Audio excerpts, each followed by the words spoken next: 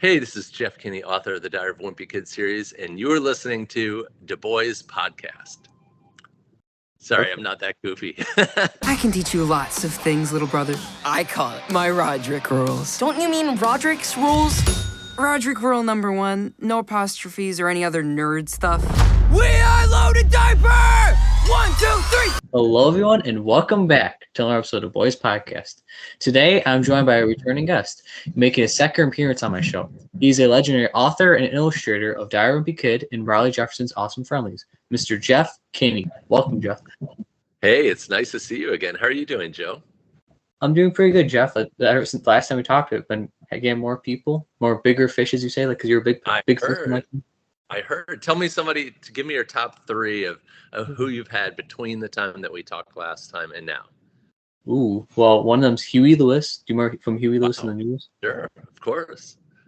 We got him. We got Sean Astin. Do you remember Sean Astin? He was in Rudy, Lord of the Rings. Yeah, and then great. 3 would probably be Ben Schwartz. Do you know who he is? He was in Parks and Recreation, the Sonic the Hedgehog movie. I know that name, yeah, but I'm not as familiar with him. Wow, did you hear that loud truck outside? We're right by the road here. Right now I'm in my studio in Plainville, Massachusetts. I have a bookstore called An Unlikely Story. And on the top floor of it is a studio. And it's pretty cool. We've got clouds that light up, a giant 9-foot cheese wall. I work here with 4 employees. So it's cool. But we're right by the road, so you might hear fire engines and trucks and things like that.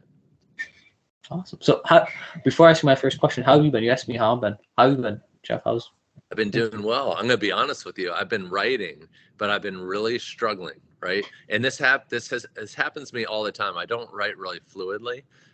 Sometimes I'll catch a wave and go, and then sometimes I'll get stuck. And the worst I ever got stuck was 2 books ago. I was stuck for 11 days on the first sentence of, was it The Deep End? It might have been, yeah, I think it was The Deep End. I was stuck for 11 days. No, it might have been Big Shot.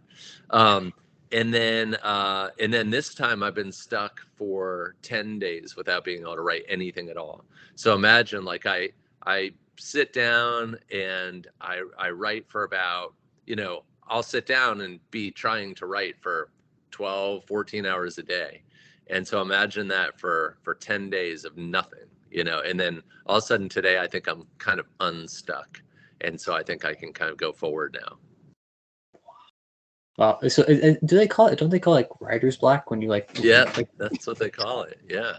Yeah. Some creators, they really flow all the time. They're just overflowing with ideas and they can write and write and write. And when I'm writing well, I can write well, especially if I'm writing a screenplay, that I can write very fluidly when I'm writing a screenplay. But this is a screenplay and I couldn't get the structure right? So I knew what's really a terrible feeling when you're a writer is when you're building on a poor foundation, right? So imagine if you're building a house and you're building on quicksand, even if you're using great materials and the finest bricks and gold and everything you could imagine, if you're building on a bad foundation, that thing's going to sink. It's going to catch up with you eventually. So I used to just write over a bad foundation, and now I can't write unless I know the foundation's good. I'm assuming you're writing the screenplay for The Last Straw, since that's the next installment. Or it is a screenplay for The Last Straw. Yeah. And I can't say much more about it because I got myself in trouble by revealing too much, but it is a screenplay for The Last Straw. So hopefully this thing comes out. Wow. I'm excited for the new. Do you know when the new Wimpy Kid book will release? I'm assuming probably the same time. Same time frame. I think somewhere around late October next year. And this time I'm going into the new year without any idea. So imagine, here's what we know for sure is that there will be a new book in late October of next year, and I have no idea right now what it's going to be. So it's kind of exciting when you think about it. Is that for sure there's going to be a book, but you just don't know what the plot's going to be yet. I'm excited. I'll be reading and buying it. So awesome, thank you. Even if it's terrible, you're a good guy and you're a good fan. So thank you for supporting me. Of course. Yeah. Jeff, you're a legend. Like everybody watching Jeff Kinney here, he's a legend. I'm sorry. Thank you very much. I think I was sort of more of a normal guy than you think, Joe, but I appreciate you saying that. You're very welcome. Like also, if you want to show the viewers, guys, you show me. If you want to show the viewers from the studio. Yeah. So here, I'll walk you around actually. So very quick spin, very colorful. All right, so here we are in the Wimpy Kids studio. I've got these Kid Choice Awards up here, which is pretty cool. I think I got 6 of those. And we have these colorful benches. We have Vanessa who can wave. Hey, Vanessa. Hey, Vanessa. We have over here this is a wall of all the books in all the languages. So it's like, I think we're up to 68 languages now, right?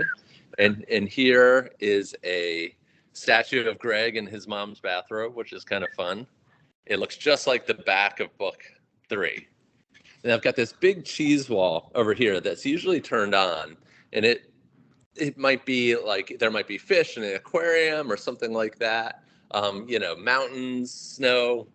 Here's some things from the different movies. Like I have the petting zoo sign up there and the corny sign from the 4th live action movie. And then this is a very prized possession. This is a Scrooge McDuck statue, right? And it's big. It's really big. And it's the only full-size Scrooge statue in the world. I think there's an artist proof as well, but this is it. And over here we have like a telephone booth where sometimes I'll write here at the office and I'll write in this comfortable chair right there. You can see it. And then out there, we've got all sorts of other things. I'll give you a really quick review. Here we have overhead, we have mock-ups of the balloons that we had in the Macy's Day Parade. So you can see those are small scale versions. And we have this big print here that shows what it's like to fly the balloon. I'm down there. And then we have an employee who's working inside of an airplane fuselage. We have Roderick's kitchenette over here. You can see it's like a loaded diaper kitchenette. And those are refrigerators right there in the middle. And then we have a big, it's cool. We have a loaded diaper drum set right there. And then a big loaded diaper van. And we have other stuff too. We have game show cabinets and clouds that change colors. So it's a pretty cool place to work, actually.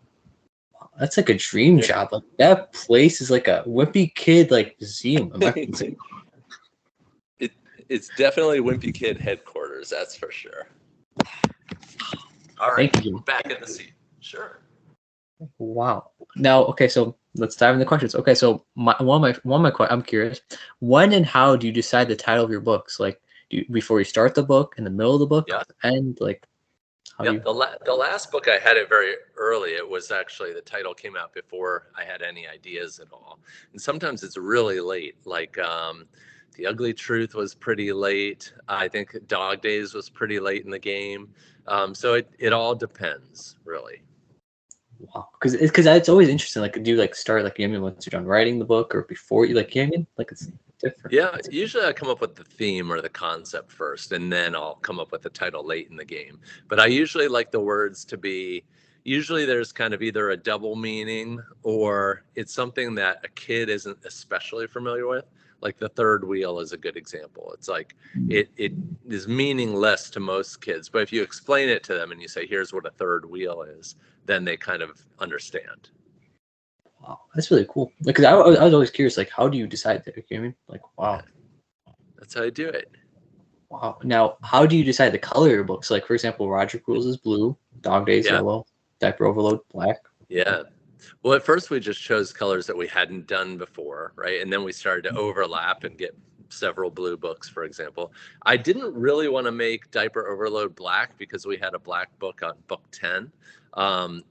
But it just, the speakers and the theme and everything, it just looked right. So, I think that sometimes we're just going to repeat, and hopefully we'll change the shade a little bit. Do you have any idea what the next book, you know the plot, but do you know what the next color might be?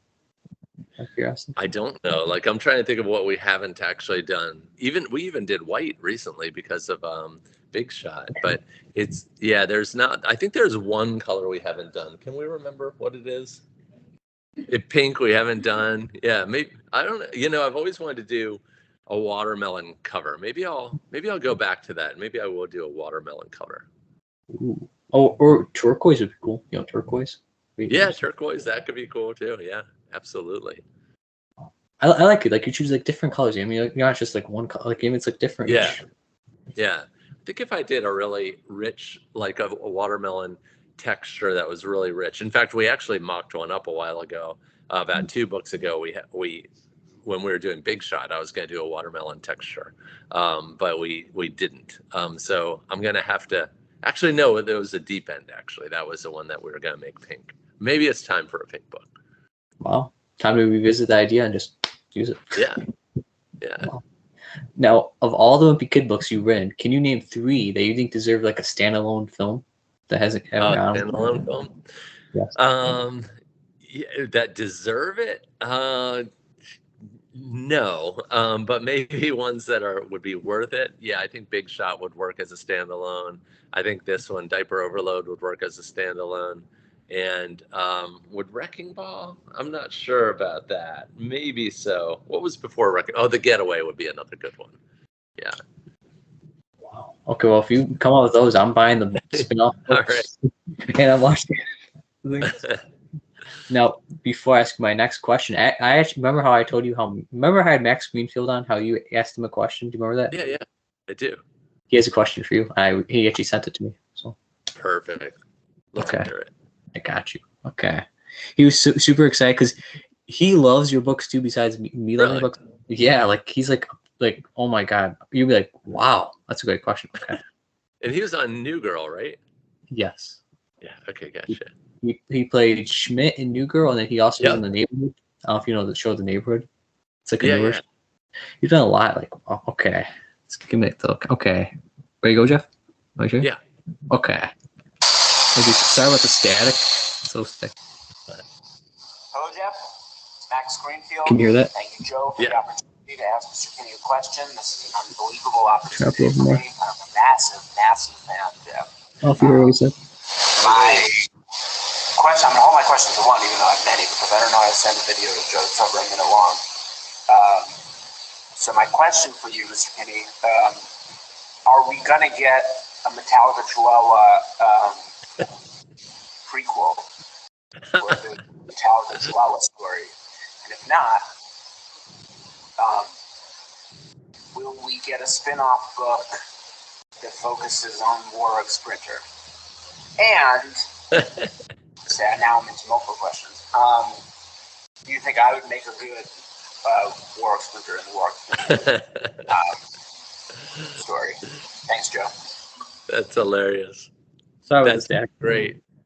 You know what's so funny? First of all, great questions. What's really funny is that when I put a book out in the world, like often nobody asks me questions about that book specifically. So I'll write about Metallica Chihuahua and blah, blah, blah. But nobody, no interviewers, no kids, nothing. And so it's really funny to hear that back from a famous actor. A Metallica Chihuahua prequel, I don't know if there'll be a big market for that. Of course, that would be really fun to write that kind of thing. Warwick Sprinter, I think that, yes, it would be really fun to write about that character and how Metallica Chihuahua came up. And if we make a live action film, I guarantee your friend will be the lead role of that. If we make a Metallica Chihuahua the movie, but he's going to start having to live a hard life. He's going to have to start to drink and smoke and not get enough sleep and everything. So he looks right for the part. All right. So get started. All right. You understand, Jeff, like Max is like a big fan like me. Like, oh my God, like me and him talk back and forth, like how much it's crazy. Like he loves like your books. It's awesome, you know? That's crazy. That's so crazy. It doesn't even compute. That's funny. I'm honored. Yeah. Wow. Now, do you have any other character in mind for a spinoff book? Like besides Rowley, you know, he guys own. I would like to do a Roderick book because I like if you saw the animated movies, you see that Roderick has a different style, and it would be kind of fun to draw in that different style and to make a really messy I'd love to do Roderick's journal, like his lost journal or something like that. I just don't know how many people would buy it, because even in this last Wimpy Kid book, the criticism I got online was that people said that it was too Roderick focused, it wasn't Greg focused enough. Yeah. So. Wow. Well, I'll buy it, Jeff. I got you. Well, thank you. There we go. I'll sell one copy, which is good. Maybe to Max as well. I got you. Wow. Like, that'd be cool. Like, I want to maybe call like Roderick's Chronicles. I don't know. I don't know. Now, do you prefer having your books be made into a live action movie or an animated movie? Which one do you like more? Yeah. Well, in the live action movies, even if we started up again, the problem with them is that the actors are going to get old too quick, right? And so it's like you can only at best squeeze out 2 or 3 movies, and that's if you're really moving fast before the actors age out. And in fact, that was one of the problems between movie 3 and 4 is that people were so resistant to a new cast. And I get it, because they like their old kids, but the original actors. But it's but Zach, who's the wimpy kid, is looking pretty buff in Dog Days. He doesn't look so wimpy anymore. He's pretty sturdy. So you can't really get away with that for too long. So I'd go with animated. Animated. Yeah. Well, I like personally. They're really cool. Like the animated and like they're really awesome. Like especially with Disney Plus having you guys. Like wow. Yeah, I like it too. It's fun for me for sure. Wow. Now, favorite movie, TV show, sports, and food. I'm curious. What's Jeff like? Okay, favorite movie. I'll go with today, Glory. And I'm gonna go with TV show. I really like this season of The White Lotus. Probably not for the younger viewers. Sport. I'm gonna go with basketball, professional basketball. And then food, I'll go with fried chicken today. Fried chicken? Yes. Oh, and when you say basketball, aren't you like a Celtics fan, I think I want to say? I am a Celtics fan, yeah. Who are you a fan of? Are you a Bulls fan? I'm a Bulls fan. Yeah, cool. Aren't they doing all right this year? I can't remember. They're not bad. They were actually really good last year. Like, they were killing it last year. Like, better compared to this year, they were killing it last year. Like, yeah. Who's your favorite Celtic player? Out of curiosity. My favorite Celtics player, currently, I'd have to think about that. I'd really have to think about that for a while. I know Marcus Smart. He's a really great defender. He's a really tough-nosed player. So would you say he's really smart? I'm sorry. That's really he is. Sorry, Jeff. That's all right. You said for a movie, you said Glory, you said? Yep. Glory is a really good movie. Have you seen it yet? Is that the one with Matthew Broderick, Denzel Washington? That movie? That's right, yeah. Name 2 more actors in that movie. I'll bet you can name one. Carrie Ells was in it, I think I remember correctly. Oh, yeah. Now you can really... the other one's easy, if you could think of another famous actor. Wasn't Samuel L. Jackson in it? Maybe? No. You're so close. Morgan Freeman. That's right. Yeah, that's a great movie. Because I saw that movie in 7th grade, I want to say, because we were watching it during history class. Gotcha. It's a great movie. I honestly liked it like that. Wow. When you said Glory, I was like, wow, that's a very underrated movie. Yeah, right. Wow. Now, before I ask you my next question, I have another video question. Let's go through that. All right. Great. I can't imagine. Any guesses who it is? It might just be you. You might just hold up a phone and it's just you. It's another fellow fan, by the way. Curious. Okay. All right. Okay. Got you. Okay. It's not Huey Lewis. Jeff, what's Oh, that'd be cool. That would be okay. Got you. Jeff, what's up, Mark Pellegrino? I don't know if you ever watched Supernatural or Dexter, but I'm that actor guy on both of those shows. My good friend Joe Zito wanted me to ask you a question, so here it goes. It's totally unrelated to the genre that you write, but I am very curious to know if you like the horror genre, and if so, top 3 or 4 movies. You don't have to, maybe you don't have to go that far. Maybe top 2 movies in the horror genre. All right, man. Keep up the good work. Peace. Well, that was really cool, Joe. Thanks for the hookup there. And hey, Mark. So do I like the horror genre? My answer is no, because I don't like to be scared. Well, actually, did I just see something really scary? I don't. Yeah, I just saw Prey, which is a sequel to Predator, Mhm. and I think that I did like that. It was just enough, like it was a little more on the action side, and I did like that one. I'm about to see Troll, which is that Norwegian movie that just came out. But I don't like I was flipping through the channels one night recently, and I saw, I think it's called In Her Skin or something by Scarlett Johansson, where she rides around and she's like an alien that captures people in Scotland. And it was so terrifying, or there was a moment that was so terrifying that I was like, I really wish I didn't see that. But going back, I would say the top most I've ever been scared is when I was a teenager. I saw the Freddy Krueger one, Nightmare on Elm Street. That was too much for me. That's when I got out of horror. And then I'd go with Salem's Lot was the one that scared me the most of all, which is when I was a kid. So good question, and thanks for a hookup. Yeah, because have you seen those shows that Mark was in? He mentioned. Do you know any of those shows? Yes, I have. Yes, very cool. That's neat 'Cause- that you got to talk to him. Oh, sorry. That's all right.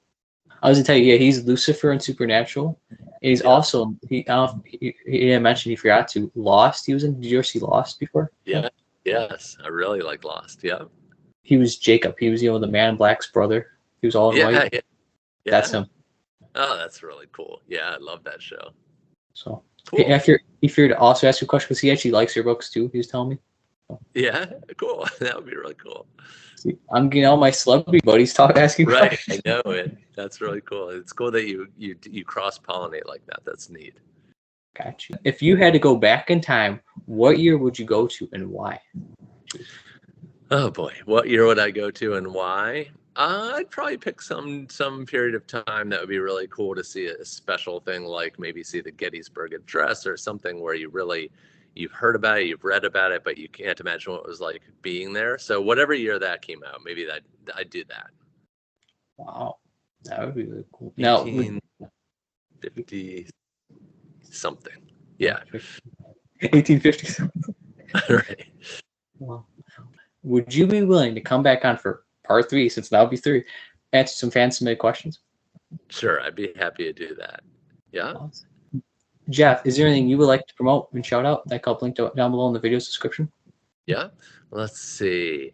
Do I want to? Yeah, the Roderick Rules on Disney Plus. People should check it out. Gotcha. And then also buy a diaper overload. Right? Yeah, definitely buy that. Yeah. Thank you, and Jeff, for being an awesome, amazing guest. I had a fun time chatting with you again.